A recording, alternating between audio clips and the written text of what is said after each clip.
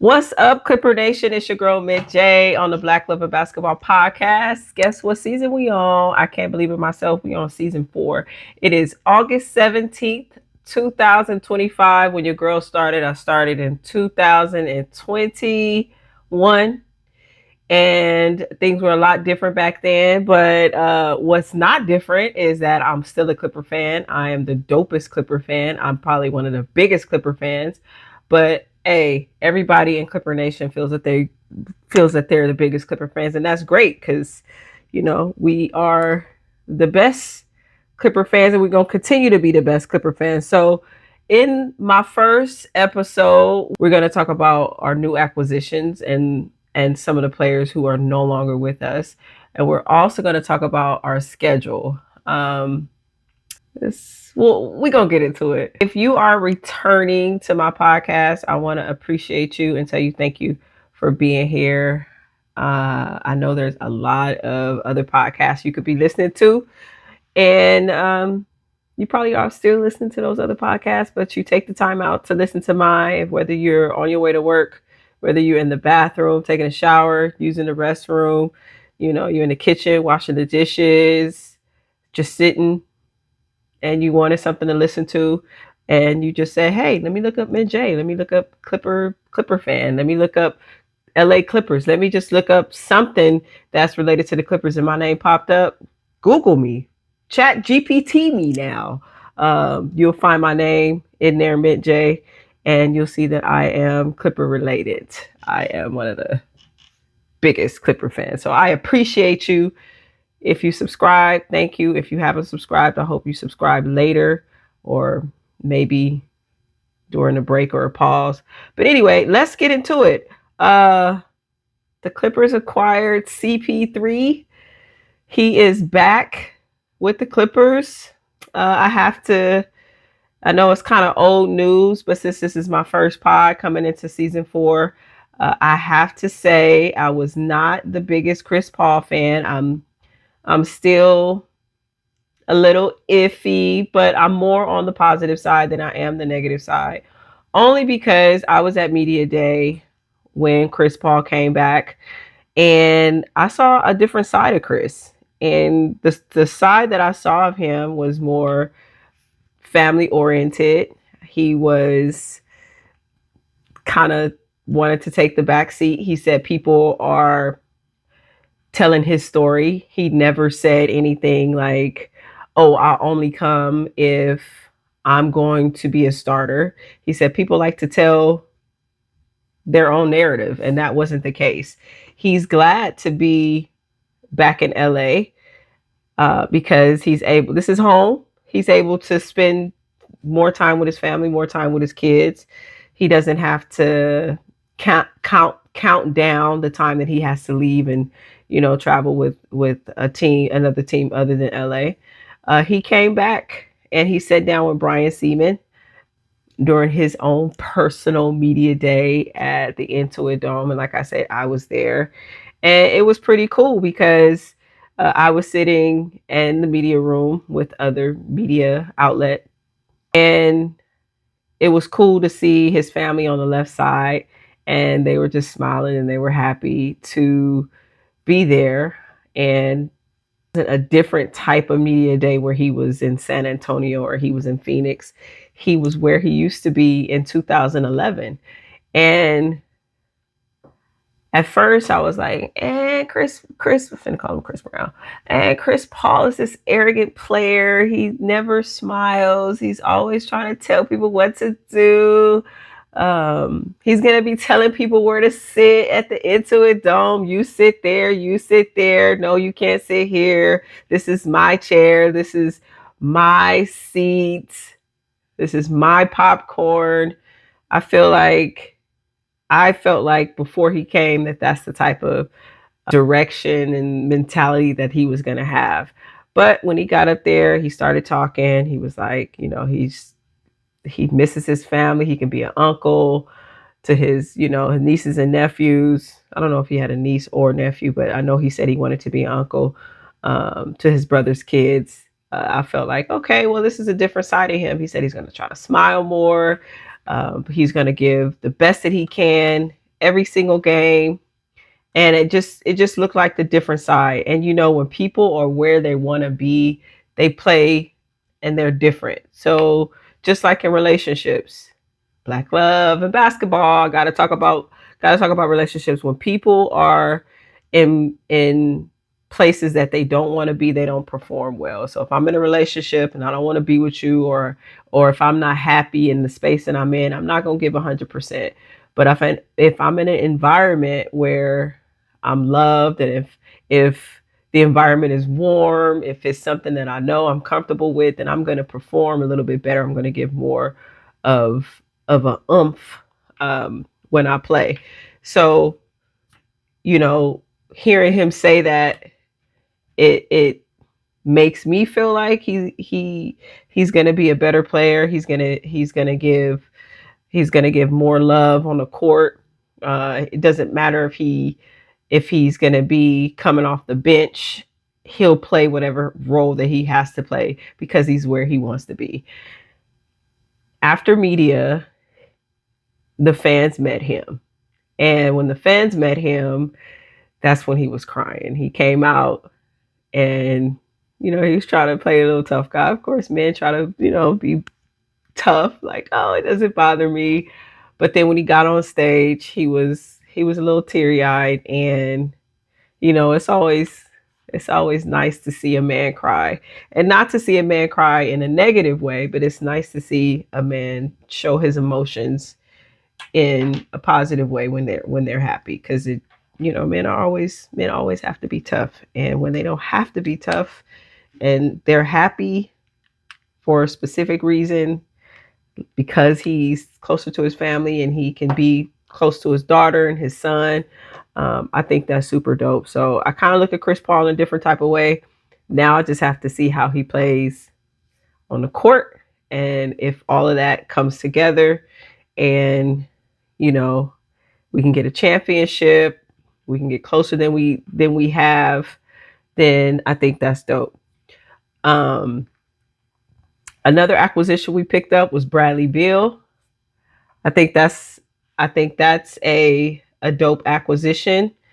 A lot of people saying, "Oh, Bradley ain't nobody. He's gonna be hurt. He's not gonna do this." Um, I don't think so. One thing I want to note about Bradley Beal is that he did something very classy. He did something very cool, and that was he voluntarily gave up his number back to Chris Paul. Like, sometimes players don't do that. Sometimes players do not give up their number. They don't care who you are. Like, although he didn't ask for his number back, the media said that he did, but he didn't. Brody went to Denver, and him and Chris Braun had that issue with him trying to get his number. Chris Braun was like, no. Brody was like, I didn't even ask for my number. So why are you even tripping? But the media made it seem like Brody asked for his number and there was a big issue. But Brody was like, nah, I'll just go to 4. No big deal. That's fine. But Bradley Beal is super dope for that. He, gave up his number, and, Chris Paul was grateful, for getting his number back. So the Clippers kept James, Nico. We added Bradley Beal. Hopefully he'll put some points, some additional points on the scoreboard. We picked up vet Brook Lopez. Like I said, we got Chris Paul, although he is in the 40-year-old mark. That's cool, because now 2 LA teams have 2 40-year-olds, and they can guard each other. It's sad to see Norman Powell leave. Everybody loved Norman Powell. He was kind of lacking on defense, but we brought in John Collins. He's younger. He could do a little bit more running, and we need much needed legs from him. Amir Coffey signed to Milwaukee. Drew Eubanks, he got waived and picked up by Sac. Patty Mills is retired. We have some two-way spots. We have Kobe Sanders, Trent Flowers, Jordan Miller. He's always dope. I don't know why there was some conversations about Jay Mill. He's definitely a gem, I believe. So Jay Mill, I hope that you don't get traded nowhere. The Clippers do have one of the oldest rosters, or if we have the oldest roster in the NBA, which is cool because that means we have the experience. We have the experience. We have some young players. So we have a mixture of the the vets and the experience, and then we have the young players when we need them. We got the legs, but we are one of the most talented teams in the NBA right now. So I think a lot of these teams are going to have an issue. I know they already trying to clown us right now. They've been clowning us, talking about we the unks, and they have all of these jokes about us being one of the oldest teams. And who cares, as long as we control the tempo, as long as coach knows how to utilize his players, because that's a different story. But as long as coach and his coaching staff knows what they're doing and how to use the players appropriately, then I think we'll be fine. But who knows? So the schedule is going to be October 22nd. We are going to be playing, our first game will be against Utah. Our schedule is pretty sucky. We're going to talk about that in a second. A lot of Clipper fans are talking about, oh, the schedule, it is what it is. Yeah, everything is what it is. When I make a peanut butter and jelly sandwich with too much jelly, it is what it is. And I have no more peanut butter. It is what it is. If I use the bathroom and I forgot to put toilet paper on the roll, it is what it is. So you can't use it is what it is with everything. You can complain and you can have something to say on certain things. You can't say it is what it is for everything. The Clippers schedule every year is always crazy. They always give us a raggedy schedule, back-to-backs that are just unbelievable. 5 games in 6 days, 4 games in 2 days. I'm being extra with that. You can't play 4 games in 2 days. But I'm just saying, we have 15 back-to-backs, although we don't have the most back-to-backs. It's still a lot of back-to-backs. Like, imagine your great uncle trying to play 2 games and 3 games in 4 days. Now, I understand repetitions and you playing games back to back, it helps you with your game. But I mean, come on, if you ain't gonna have everybody doing that, then don't have us doing that. One Clipper fan said being sent away, but Jordan Miller has always been solid, even the few opportunities that he's had last season in the regular season. I wish he can get. I hope not. I wish, but I hope he gets some playing time and he gets kept. Road to the championship is not going to be easy. Like, that makes absolutely no sense when it comes to the schedule. Like, even if the schedule was easy, that still doesn't make any sense. I think the schedule should be fair to everybody, not just to the Clippers. It should be fair to Milwaukee. It should be fair to Charlotte. It should be fair to Golden State. It should be fair to the Clippers. It should be fair to everybody, not just to one specific team in the NBA because of whoever they are. It should be fair to everybody so that everybody has a chance to make a playoff run. It doesn't matter who you are. So the Clipper fans who be saying that goofy stuff, stop saying goofy stuff when it's not relevant. Your comment was irrelevant.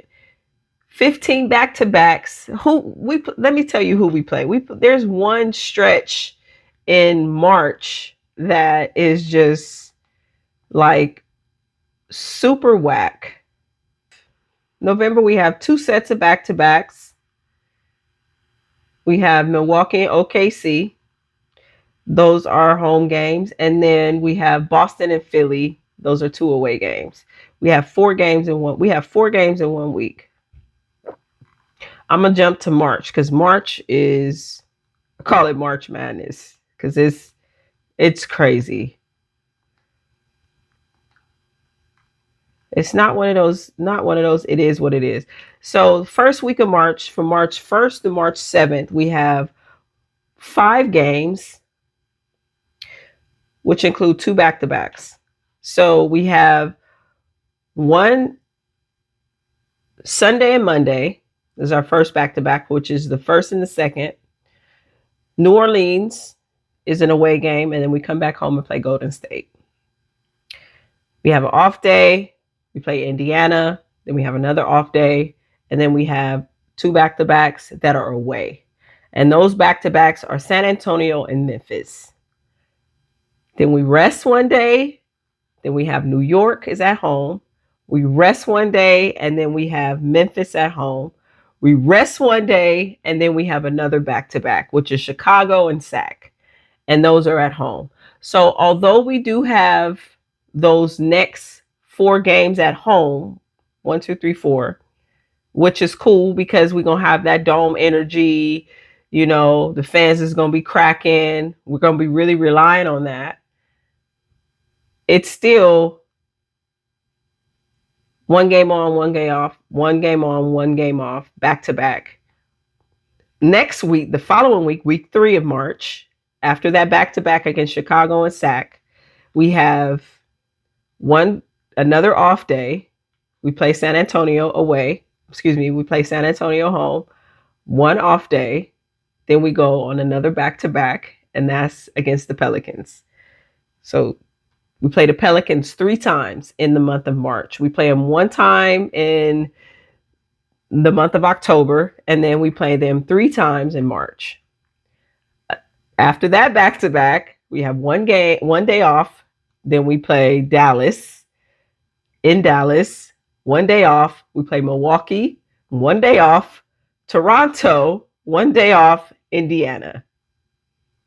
1 day off Milwaukee, 1 day off Portland. Season ends April 12th. And then I think probably the play-in tournament is going to be that following week, depending on who's going to be in the play-in tournament.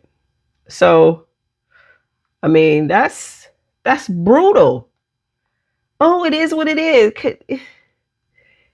Just because it is what it is, and of course we can't change the schedule. We can't be like, hey, commissioner, or hey, whoever comes up with the schedule, can you please change the schedule for us because we think it's too brutal. I understand it is what it is part on that because that is what it is, but you can have something to say. You can have a valid complaint or concern about your team and their schedule. You can analyze other teams and you can see what they play. And there's probably teams who have a lighter schedule based on whatever, but I don't think that, I think that they could come up with a better type of schedule where teams are not playing these back-to-back. It's like it's getting worse and worse. Like, who's coming up with this? Like, who's punishing the Clippers? It's like, y'all got Chris Paul. Y'all got something good. So now you got to have something bad. We can't let y'all have Chris Paul and let y'all have a good schedule too. Like, y'all can't have it all. And y'all gonna have the All-Star game at the Intuit Dome, and y'all want a good schedule? No, y'all can't have all of that. No, that's way too much. That's way too much. That's all I have for you guys today. I appreciate you guys listening to the Black Love and Basketball podcast. Season 4. 4 is my favorite number. So anytime you see 4, 4, 4, 4, 4, 4, or 4 anywhere, thinking for you, girl. Mint J, I'm in the building.